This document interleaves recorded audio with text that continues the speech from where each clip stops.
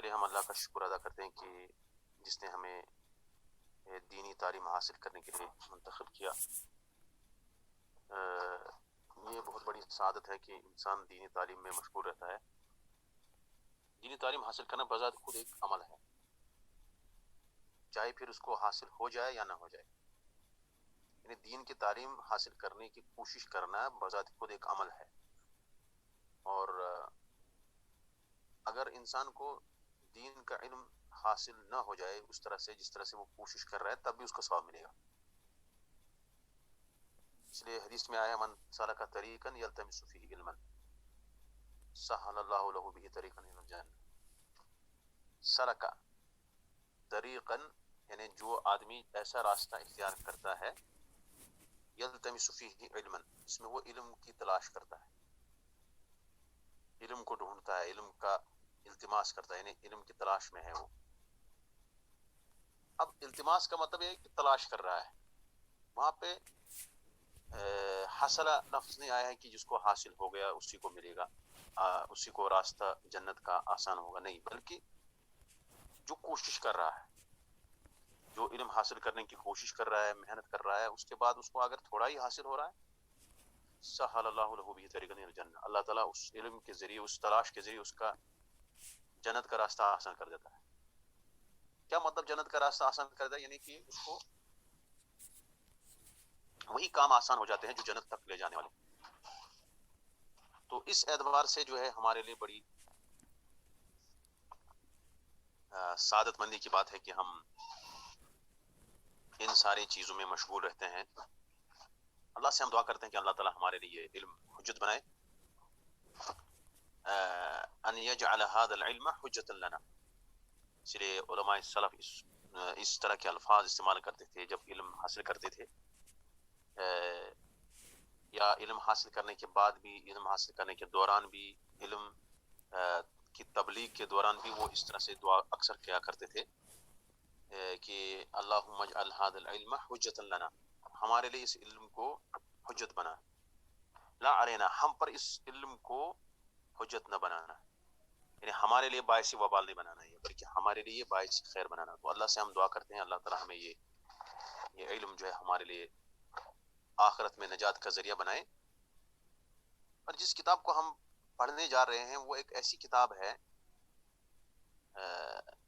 اس کو یعنی ہر زمانے میں اس کتاب کا مطالعہ ہونا چاہیے، ہر زمانے میں اس کتاب کا مطالعہ ہونا چاہیے، کیونکہ اکثر و بیشتر اس کتاب میں جن چیزوں کا ذکر کیا گیا ہے انہی چیزوں میں انسان دھوکہ کھاتا ہے، انہی چیزوں میں انسان بھٹکتا ہے۔ اس لیے ابن تیمیہ رحمۃ اللہ علیہ نے، شیخ الاسلام ابن تیمیہ نے ایک کتاب لکھی، اس کا نام رکھا انہوں نے منہاج السنہ النبویہ فی نقض کلام الشیعہ والقدریہ۔ منہاج السنہ النبویہ یعنی نبوی طریقے کا، سنت نبوی کا طریقہ، فی نقض کلام الشیعہ والقدریہ، شیعہ اور قدریہ کو کلام کو رد کرنے کے لیے۔ تو یہ کتاب جو ہے، اس کتاب کے چونکہ کتاب بہت زیادہ طویل ہے، زیادہ اس میں مجلدات ہیں، کتاب کو مختصر بہت سارے علماء نے کیا ہے، اس کتاب کو مختصر یعنی اس کا خلاصہ اس مختصر انداز میں بہت سارے علماء نے لکھا ہے۔ علماء میں سے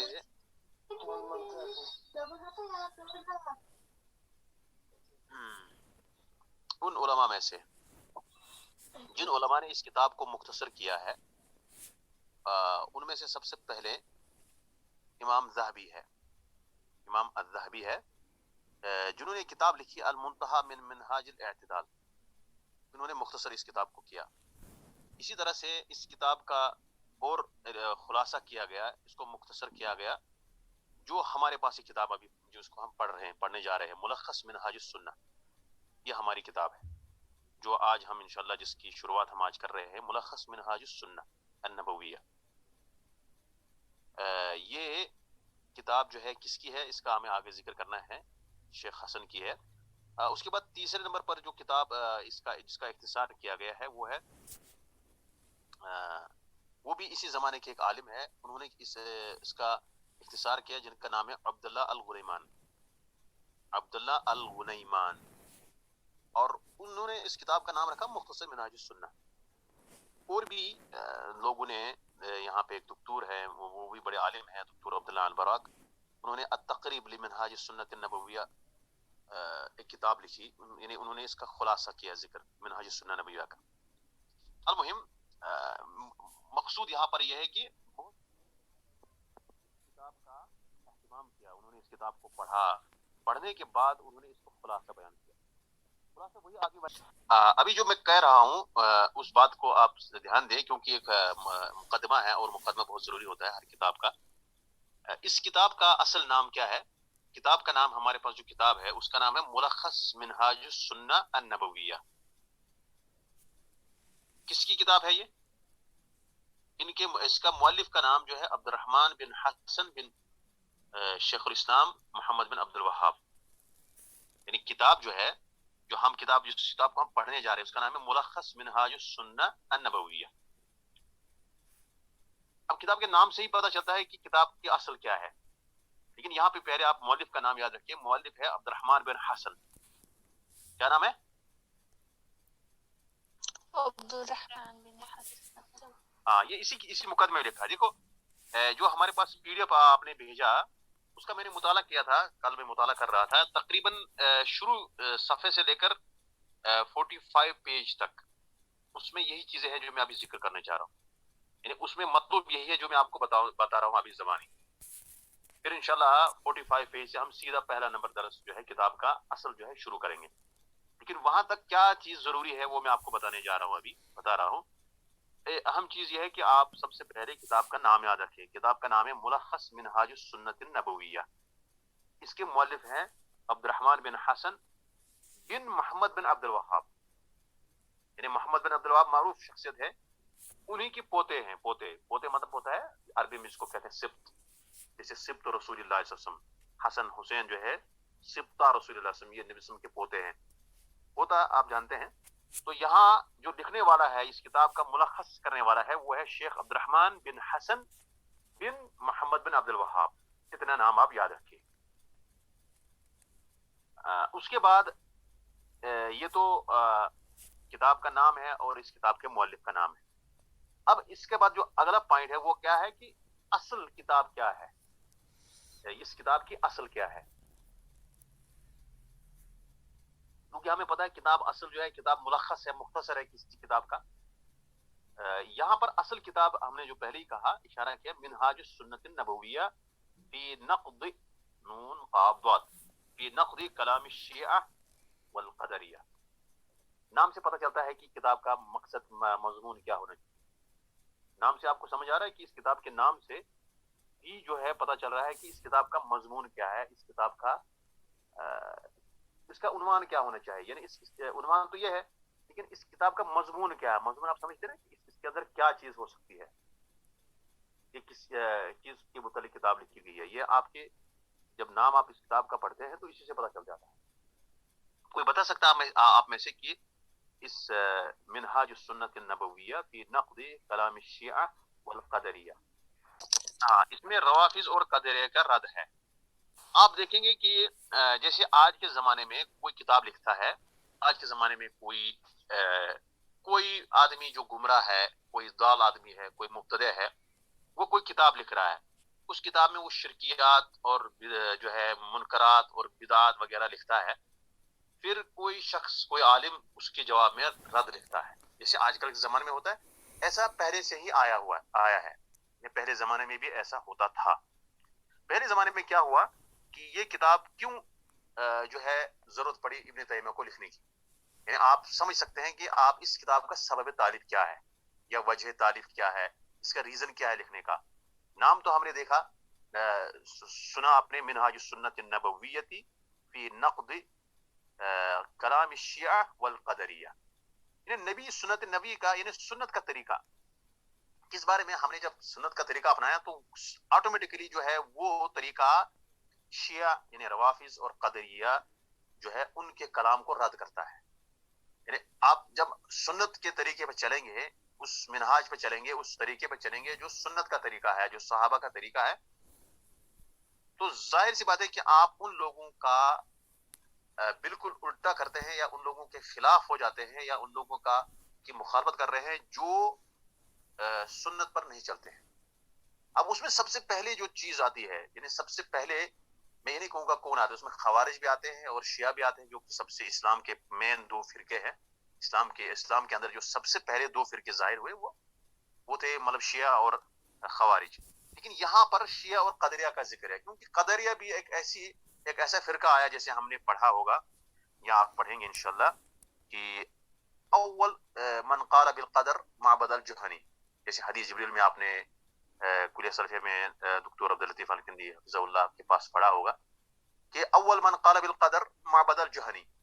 وہ حدیث کا جو سبب کیا تھا، حدیث جبریل کا جو سبب بیان کرنے کا وہی تھا کہ جب قدریہ نے جب انکار کیا معبد الجہنی نے تقدیر کا، تو اس پر جو ہے ابن عمر نے اس کو حدیث جو ہے بیان کی اور انہوں نے کہا تھا کہ میں نے اپنے باپ سے اس حدیث کو سنا تھا، اور اس کے بعد انہوں نے کہا تھا کہ بھائی جو شخص تقدیر کا انکار کر رہا ہے میں اس سے بری ہوں، میں اسے برات کا اعلان کرتا ہوں اور وہ مجھ سے بری ہے. تو جب یہ ہم نے قدریہ، اس لیے یہاں پہ ابن تیمیہ رحمۃ اللہ نے اس کتاب کا نام ہی رکھ دیا شیعہ اور قدریہ کے بارے میں، کیونکہ یہ دو ایسی جماعت ہیں جو اسلام سے جن کا اسلام کے اندر سب سے زیادہ خرافات اور بدعات پھیلانے کا ہاتھ رہا ہے. تو المہم میرے کہنے کا مقصد یہ ہے کہ منہاج السنت النبویہ فی نقد کلام الشیعہ والقدریہ، اس کتاب کے ان نام سے ہمیں اس کا مضمون بھی پتہ چل گیا، اور مؤلف اس کا پتہ ہے شیخ الاسلام یعنی عبد الحلیم، ان کا نام ہے ابن تیمیہ. 728 ہجری میں ان کی وفات ہوئی ہے، یہ تو آپ جانتے ہوں گے زیادہ. اس کے بعد جو ہے ہمیں یہ دیکھنا ہے کہ وجہ تالیف کیا ہے، سبب تالیف اس کتاب کا کیا رہا ابن تیمیہ کے پاس. شیخ الاسلام ابن تیمیہ للرد على ابن المطہر فی کتابہ منہاج الاستقامہ فی اثبات الامامہ. اس زمانے میں ابن تیمیہ رحمۃ اللہ علیہ 728 ہجری میں ان کی وفات ہوئی ہے. اس کا مطلب ہے کہ یہ 8ویں صدی کے عالم رہے ہیں. 8ویں صدی میں ایک شخص نے کتاب لکھی، اس کا نام انہوں نے رکھا، وہ شخص تھا شیعہ. اس کا وہ معروف ہے، شیعہ کا ایک عالم تھا، اس کا نام تھا ابن المطہر. ابن المطہر نے اپنی کتاب میں لکھا، اس کتاب کا نام انہوں نے رکھا منہاج الاستقامہ فی اثبات الامامہ. منہاج الاستقامہ فی اثبات الامامہ. کس نے لکھی کتاب؟ ابن المطہر نے. مطہر میم طاہارہ جیسے معروف ہے. ابن المطہر نے کتاب لکھی، جو شیعہ عالم تھا اس نے کتاب لکھی، اس کا نام اس نے رکھا منہاج الاستقامہ فی اثبات الامامہ. قریب نام منہاج الاستقامہ، استقامت آپ جانتے ہیں، استقامت کا طریقہ، فی اثبات الامامہ، امامت کی اثبات کرنے میں. یعنی کہ آپ دیکھیں گے کہ لوگ جو ہے یہ جو شیعہ لوگ ہیں، شیعہ لوگ امامت کو ثابت کرتے ہیں. وہ کہتے ہیں امامت کس کے اندر تھی، امامت اصل میں علی کے رضی اللہ تعالیٰ عنہ میں تھی، پھر جو ہے ان سے چھین لی گئی وغیرہ وغیرہ. تو اس نے یہاں پہ اس کتاب میں خرافات سارے ذکر کیے جو شیعوں کے ہوتے ہیں. ابن کثیر رحمۃ اللہ علیہ نے جب اس کتاب کے بارے میں کہا تو انہوں نے کہا کہ وقت خبط فیہ فی المعقول والمنقول. یہاں پر ابن المطہر، یہ ابن المطہر طاہارہ، اس کو آپ اس طرح لکھ سکتے ہیں، یہ امام ہے شیعہ کا. اس نے کتاب لکھی منہاج الاستقامہ، استقامت الف سین تا منہاج، اس طرح سے آپ لکھے منہاج الاستقامہ. شیخ الاسلام ابن تیمیہ نے ابن المطہر پر رد لکھا. ابن المطہر نے کتاب لکھی تھی، اس کا نام تھا منہاج الاستقامہ فی اثبات الامامہ. منہاج الاستقامہ فی اثبات الامامہ. اس کتاب کے بارے میں ابن کثیر تقریباً 774 ان کی وفات ہوئی ہے. انہوں نے اس کتاب کے بارے میں جو خلاصہ بیان کیا ہے، انہوں نے کہا وقد خبط فیہ فی المعقول والمنقول. کہہ رہا کہ اس نے جو ہے خبط کیا کہتے ہیں کہ چلنا، یعنی اس میں ایسا چلا، یعنی اس نے غلط طریقہ اختیار کیا، معقولات میں بھی منقولات میں بھی، یعنی کہ جو قرآن حدیث ہے اس میں بھی اس نے اس سے بھی یہ جو ہے ہٹ کے چلا ہے، اور عقل کے اندر جو عقل کے موافقت میں جو چیزیں ہوتی اس کی بھی اس نے مخالفت کی ہے. ولم یدری کیف یتوجہ اذ خرج عن الاستقامہ. وقد انتدب للرد علیہ فی ذلک ابو العباس. یہ ایک کتاب میں لکھا گیا ہے، ڈائریکٹ ابن کثیر کی کتاب میں مجھے نہیں ملا یہ ابھی تک. یہ کشف الظنون کتاب ہے، اس میں ہی لکھا گیا ہے، یہ عبارت لکھی ہے ابن کثیر رحمۃ اللہ علیہ کی طرف سے نقل کی گئی ہے کہ اس صاحب نے، جو ابن المطہر ہے، جب اس نے کتاب لکھی منہاج الاستقامہ فی اثبات الامامہ، تو ابن کثیر کہتے ہیں کہ اس نے سلف کا طریقہ اس میں بالکل اختیار نہیں کیا. اس نے یہاں پہ ساری چیزوں، سارے لوگوں کی مخالفت کی ہے. معقول یعنی عقل سے جو چیز انسان ثابت کرتا ہے اس کی بھی مخالفت کی ہے، اور جو قرآن و حدیث سے ثابت ہے اس کا بھی اس نے انکار کر دیا. اور اس نے جو صحیح راستہ ہے، جو صحیح طریقہ ہے قرآن و حدیث سمجھنے کا، اسلام سمجھنے کا، اس سے بھی یہ ہٹ گیا ہے. اب اس لیے وقت انتدب للرد علیہ فی ذلک ابو العباس. ابو العباس کس کی کنیت ہے؟ یہ ابن تیمیہ کی کنیت ہے. ابن تیمیہ کی کنیت ہے ابو العباس.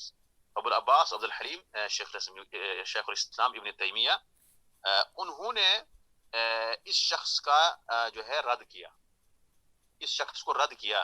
اور وہ کتاب کون ہے؟ وہ ہے منہاج السنہ. منہاج السنہ انہوں نے اس کا نام رکھا. جب اس نے منہاج الاستقامہ رکھا فی اثبات الامامہ، تو ابن تیمیہ نے کتاب لکھی اس کے رد میں، منہاج السنۃ النبویہ فی نقد کلام الشیعہ والقدریہ. اب اس کے بعد جو جس شخص نے اس کتاب کا خلاصہ کیا، جس کی کتاب ہم پڑھنے جا رہے ہیں، میں نے پہلے ہی کہا کہ اس کا ملخص انہوں نے صرف نہیں کیا بلکہ اور لوگوں نے بھی کیا. اور میں جس کتاب ملخص کو جانتا تھا وہ عبداللہ الغنیمان، اسی کو میں جانتا تھا، اس کا مجھے ابھی پتہ نہیں تھا اس طرح. یہ شیخ عبد الرحمن بن حسن بن محمد بن عبد الوہاب، جو ہم نے کہا اس کے ملخص کے جو مؤلف ہے، وہ خود کہہ رہے ہیں کہ وقد صنف ابن المطہر کتابا منتصرا لهذه الطائفہ. ابن مطہر نے کتاب لکھی جس میں انہوں نے اس جماعت کا مدد کیا ہے، اس جماعت کی مدد کی ہے. اس جماعت کی؟ شیعہ کی. وذکر کثیر من شرکہم وضلالتہم، کہہ رہا کہ ان کی شرکیات اور ان کی گمراہیوں کو اس نے بہت زیادہ ذکر اس کتاب میں کیا ہے.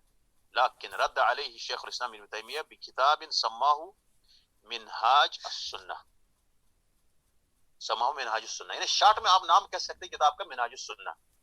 پورا نام ہے منہاج السنۃ النبویہ فی نقد کلام الشیعہ والقدریہ، لیکن مختصر نام ہے منہاج السنہ.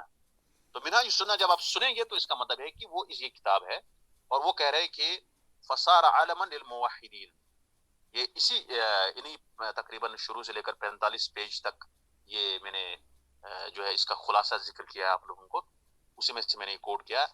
کہہ رہا کہ فصار علما للموحدین، جو موحد لوگ ہیں ان کے لیے یہ ایک نشانی بن گئی، ایک علم بن گیا، ایک جھنڈا بن گیا یہ کتاب. وحجتا علی الملحدین من طواف البدع الی آخری. اور یہ حجت ہے ان لوگوں پر جو بدعتیوں کی جماعت ہیں، جو بدعتیوں کے گروہ ہے اس وقت روئے زمین پر، ان کے لیے یہ حجت ہے، ان پر حجت ہے. ان کے لیے نہیں بلکہ ان پر یہ حجت ہے، ان پر یہ دلیل ہے. اور ہمارے پاس یعنی جو موحدین ہے ان کے لیے ایک علم ہے. علم ہوتا ہے نشانہ، ایک جھنڈا. یعنی ان کے لیے کتاب بہترین ایک تحفہ ہے، جس کے لیے وہ ہر زمانے میں کسی بھی مخالف گروہ کو جب وہ ہٹ جائے، وہ جب وہ اپنی بات منوانا چاہے لوگوں کے اندر، تو اس کا جواب وہ آپ اس کتاب کا مطالعہ کر کے آپ دے سکتے ہیں آرام سے. اس کتاب پر جو ہے بہت سارے لوگوں نے تعریف کی ہے اس کتاب کے اوپر، خاص کر ابن باز رحمۃ اللہ علیہ. علامہ ابن باز بڑے عالم تھے، انہوں نے بھی اس کتاب کا جو ہے اس کو کہا کہ یہ کتاب بہت اہم ہے. اور اس طرح سے سعودی عرب میں لجنہ دائمہ ہے للافتاء، انہوں نے بھی اس کتاب کو جو ہے سراہا ہے، اس کی تعریف کی ہے کہ یہ کتاب بہت اہم ہے.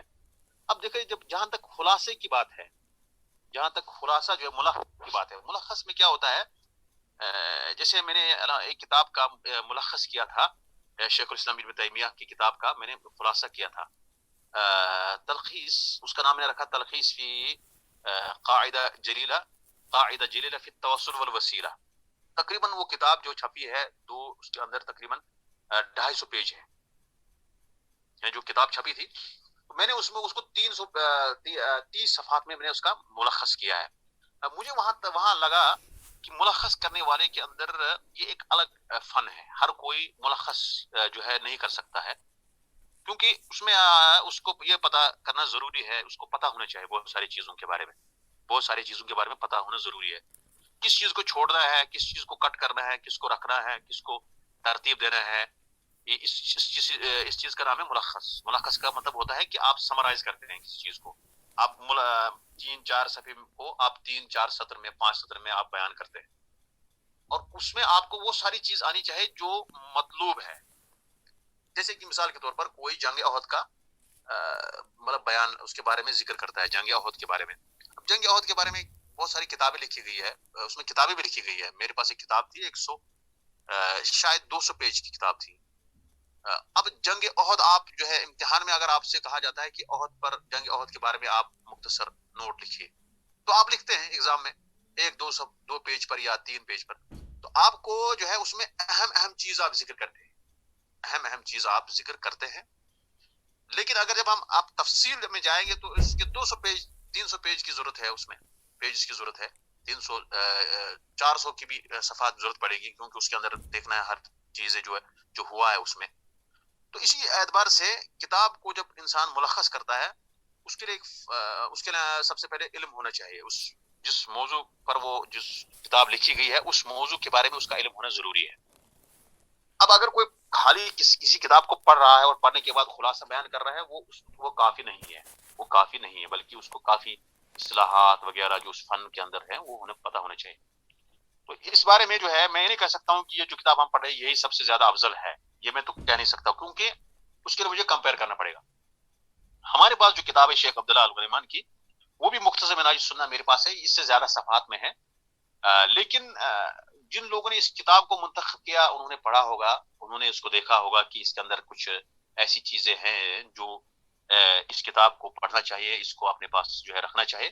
تو اس اعتبار سے جو ہے ہم ان پر جو ہے حسن ظن رکھتے ہیں، اور ہم ان کو جن لوگوں نے اس کا انتخاب کیا ہے ہمیں ان پر جو ہے اعتماد ہے، ہم وہ قابل بھروسہ آدمی ہیں، ہمیں ان پر کوئی شک نہیں ہے. لیکن میں ذاتی طور پر میرا کوئی کمپیئر اس کتاب کے ساتھ کسی اور کتاب کے ساتھ نہیں ہے، میرے کہنے کا صرف یہ مقصد ہے. لیکن انشاءاللہ یہ کتاب جو ہے اس کے اندر انہوں نے کوشش کی ہوگی. ابھی تک میں کوئی چیز نہیں پڑھا کہ جس کے بارے میں جنہوں نے اس کتاب کی تعریف کی ہے، کیونکہ میں پورا جو ہے سارا نہیں پڑھ پایا، اور یہ خود جو لکھے نہیں ہیں بہرحال، تو کہیں دوسری جگہ سے مجھے جانا پڑے گا کہ اس کتاب کے ملخص کے بارے میں کیا ذکر ہے، کیونکہ یہ وہی بتا سکتا ہے کہ جنہوں نے دونوں کو پڑھا ہے. سب سے پہلے آپ کو منہاج السنہ پڑھنا ہے، اس کے بعد منہاج السنہ کے بعد آپ کو ملخص پڑھنا ہے. تو اس میں آپ کمپیئر کرنے کی ایک صورت حال یہ ہے. لیکن جنہوں نے اس کتاب کو اختیار کیا ہے، ظاہر سی بات ہے بہت سارے لوگوں نے کتاب کو پڑھا ہوگا، اور تبھی جو ہے انہوں نے اس کی تعریف کی ہوگی، تبھی انہوں نے اس کو انتخاب کیا ہے. المہم اس تفصیل میں زیادہ جانا نہیں چاہتا ہوں. ملخص میں تب بھی کہیں نہ کہیں کوتاہیاں رہتی ہے. اس کا یہ بالکل ہرگز مطلب نہیں ہے کہ آپ اصل کتاب کو نہیں پڑھیں گے. اگر کوئی شخص ملخص پڑھتا ہے وہ زیادہ اچھا ہے، اگر کسی شخص کے پاس وقت ہے تو اس کو اصل کتاب پڑھنا زیادہ بہتر ہے اس کے لیے، یہ کہنا مقصود ہے. اس کے بعد جو اگلا نقطہ میں ذکر کرنا چاہوں گا یہاں پر، وہ یہ ہے کہ اس کتاب کے اندر منہاج السنہ پر علماء نے بہت ساری محنت کی ہے، اس کو پڑھا ہے. میں نے آپ کو کہا ہے کہ ہمارے پاس جو کتاب مطبوع ہے، جو چھپی ہوئی ہے، ذہبی کی کتاب ہے المنتہا، اسی طرح سے مختصر منہاج السنہ عبداللہ الغنیمان کی ہے، التقریب ہے دکتور عبداللہ البراق کی. دیکھو اس کا مطلب ہے کہ جو بڑے بڑے علماء ہوتے ہیں ایسے نہیں بنتے ہیں، بلکہ وہ بڑی بڑی طویل کتابیں پڑھتے ہیں. وہ شیخ عبداللہ البراق یا عبداللہ الغنیمان یا شیخ عبد الرحمن بن حسن، ہماری جو کتاب جو انہوں نے لکھی ہے، تو یہ وفات ہو چکی ہے. عبد الرحمن بن حسن شاید ان کی وفات مجھے یاد نہیں آ رہی ہے. المہم ان لوگوں نے ان کتاب کو پڑھا ہے، اور میں کتاب جو ہے میں منہاج السنہ کتاب سے حوالہ لیا ہوں، اس کو میں پڑھا ہوں، انہیں کہیں مطلب 2-4 صفحے کسی مجلدات میں پڑھا ہوں میں اس کو. کتاب بہت اہم ہے، لیکن اس کو کافی جو ہے وقت لگے گا سمجھنے میں، اس لیے ملخص کی ضرورت پڑ رہی ہے. اس اعتبار سے آپ کے پاس اگر وقت نہیں ہے، آپ کے پاس اتنی علمی طاقت نہیں ہے، اور نہ آپ کے پاس وقت ہے، میں نہیں کہوں گا کہ آپ طالبات یا جو ہے نہیں پڑھ سکتے، آپ پڑھ سکتے ہیں، لیکن اس کے لیے وقت چاہیے، اس کے لیے کافی محنت کرنی پڑتی ہے. تو اس کے لیے آپ کو ملخص جو ہے بہت اہم ہوتا ہے. تو یہاں سے یہ خلاصہ کلام یہ تھا. یہاں 45 پیج تک یہی چیزیں اس میں ذکر کی گئی ہیں، کوئی خاص اس کے اندر اس کے علاوہ زیادہ نہیں ہے. منہاج السنہ النبویہ فی نقد کلام الشیعہ والقدریہ، یہ کتاب ابن تیمیہ نے لکھی ہے. یہ اصل کتاب ہے، اس کو ابن تیمیہ، شیخ الاسلام ابن تیمیہ نے لکھی ہے، یہ لکھا ہے.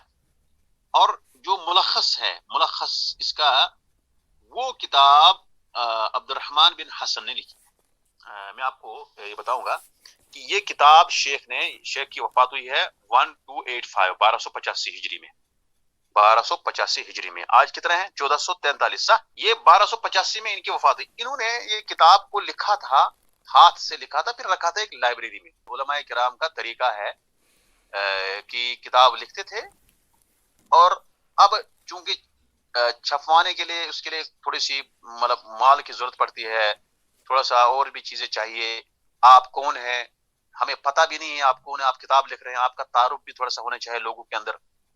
اب آپ نے کتاب لکھ دی، آپ کو کوئی جانتا نہیں ہے، آپ کو کوئی جانتا نہیں ہے، آپ نے کتاب لکھی. جیسے آپ نے کہا نام کیا ہے؟ عروفہ. اب عروفہ نے کتاب لکھی. عروفہ جو ہے اتنی معروف نہیں ہے، میں بھی نہیں جانتا ہوں. مثلا مثال کے طور پر اور بھی نہیں لوگ اس کو جانتے ہیں، کشمیر کے لوگ نہیں جانتے. اس نے کتاب لکھی 100 پیج یا 200 پیج پر. پھر اس نے رکھ دیا کسی مکتبہ میں، مکتبہ مطلب لائبریری میں رکھ دیا اپنے ہاتھ سے. پھر لائبریری میں جو لوگ آتے ہیں، کیوں رکھتے ہیں لائبریری میں؟ کیونکہ سارے لوگ وہیں آتے ہیں، جو پڑھے لکھے لوگ ہوتے ہیں وہ لائبریری کا رخ کرتے ہیں. وہ کسی کے گھر نہیں جائیں گے بلکہ وہ لائبریری میں جائیں گے. وہاں پڑھنے کے بعد کوئی اٹھا تو اس نے دیکھا پرانے مخطوطات، یعنی جو ہاتھ سے لکھے ہوئے ہیں، وہ اس کو دیکھتا ہے پڑھتا ہے، تو اس کو لگتا ہے کہ یہ کتاب بہت اچھی ہے. کیونکہ وہ خود عالم ہوتا ہے، بڑا آدمی ہوتا ہے، یا تو استاد ہوتا ہے، یا استاد مساعد ہوتا ہے، یا پروفیسر ہوتا ہے، کوئی بھی المہم علم دوست آدمی ہوتا ہے. جب وہ اس لائبریری میں جاتا ہے، وہاں اس کتاب کو پڑھتا ہے، اس ہاتھ سے لکھی ہوئی میرے مطلب، تو وہاں اس کو پتا چلتا ہے کہ یار یہ کتاب بہت اہم ہے، اس کو چھپوانا چاہیے. اور ایسے ہی ہوتا ہے. آپ دیکھیں گے شیخ الاسلام ابن تیمیہ رحمۃ اللہ اپنی زندگی میں مشہور ہوئے نہیں. ان کو مطلب مشکلات اٹھانا پڑی. ہمارے پاس ٹائم نہیں ہے کہ میں ان کا سوانح حیات تھوڑا سا آپ کو پڑھاتا. ہو سکتا ہے آخر میں ہم کو موقع مل جائے، میں آپ کو بتاؤں گا انشاءاللہ. ابن تیمیہ رحمۃ اللہ اپنی زندگی میں سب سے زیادہ مؤثر جو ہے، شیخ نے مجھے بتایا تھا ایک مرتبہ، دکتور پروفیسر حمید نسیم رفیع آبادی، شاید آپ نے نام سنا ہوگا، نہیں سنا ہوگا. المہم آج آپ نے سنا. کشمیر کے مطلب اسلامک اسٹڈیز کے پروفیسر ہیں، ماشاءاللہ پروفیسر ہے، یعنی فل پروفیسر. ایک ہوتا ہے نا جو کوئی ہماری طرح استاد کوئی ٹیچر ہوتا ہے، پھر وہ اپنے آپ کو لیکچرر بتا دیتا ہے یا پروفیسر بتا ہے. وہ فل پروفیسر ہے اور بہت انہوں نے لکھا ہے. تو انہوں نے ایک مرتبہ کہا ابن تیمیہ کے متعلق، یہ جو مطلب بہت اہم بات انہوں نے کہی ہے کہ کچھ لوگ جو ہے زندگی میں مشہور ہوتے ہیں، کچھ مرنے کے بعد ہوتے ہیں. اور انہوں نے شیخ الاسلام ابن تیمیہ کی مثال دی. شیخ الاسلام ابن تیمیہ اپنی زندگی میں مشہور ہوئے نہیں، بعد میں ہوئے. کیا انہوں نے کیا؟ انہوں نے کتابیں لکھی. جیل میں گئے، پتہ نہیں کہاں گئے، جہاں بھی گئے انہوں نے کتاب لکھی اور رکھ دیا. کس میں؟ مکتبات میں، لائبریریز میں رکھ دیا، وہاں یہاں رکھ دیا. بعد میں 100 سال کے بعد، 200 سال کے بعد لوگ آئے، انہوں نے اس کو جو ہے اچھی طرح سے لکھا، کمپوز کیا، پھر اس کو لوگوں میں منتشر کیا، لوگوں میں عام کیا. پھر میں لوگوں کو پتا چلا کہ شیخ الاسلام ابن تیمیہ کوئی شخصیت تھی. اس زمانے کے لوگوں کو پتا چلا کہ انہوں نے اللہ کے راستے میں لڑا بھی جہاں ضرورت پڑی. اور کچھ لوگ آس پاس کے جانتے تھے، لیکن ہم لوگ تو جان نہیں پاتے تھے، نہیں جان پاتے، یا ہم سے پہلے جتنے اب تک لوگ آئے وہ کیسے جانتے؟ انہوں نے ان کی کتابوں کو پڑھا اور اس سے جانا. اور قیامت تک ابن تیمیہ رحمۃ اللہ کا نام رہے گا. یہ کوئی مانے نہ مانے، بلکہ قیامت تک ان کا ذکر رہے گا اور ذکر خیر لوگ کریں گے. ٹھیک ہے، لوگ گالیاں بھی دیں گے کچھ، ہاں وہ بھی ایسے بھی لوگ ہیں، اور وہ گالیاں ان کے لیے جو ہے وہ بھی ان کے لیے خیر ہی ہے. کہنے کا مقصد ہے کہ یہ مرنے کے بعد مشہور ہوئے ابن تیمیہ. ان کی جو کتابیں ہیں منہاج السنہ، یہ سارے بعد میں لوگوں کو پتہ چلا، یا فتاوا ہے، یا باقی جو ہے تعارض العقل والنقل، یا جتنی کتابیں ہیں بعد میں پتہ چلا لوگوں. اسی طرح سے شیخ عبد الرحمن بن حسن بن محمد بن عبد الوہاب، جو میں نے نام بتایا 1285 ہجری میں ان کی وفات ہوئی، وہ بھی اس کتاب کو انہوں نے ہاتھ سے لکھا. بعد میں آئے لوگ، انہوں نے کہا کہ اس کتاب کو کرنا چاہیے، اور اس کو پھر طبع کیا گیا، پرنٹ کیا گیا اس کو کئی مرتبہ، اور یہ کتاب مشہور ہو گئی.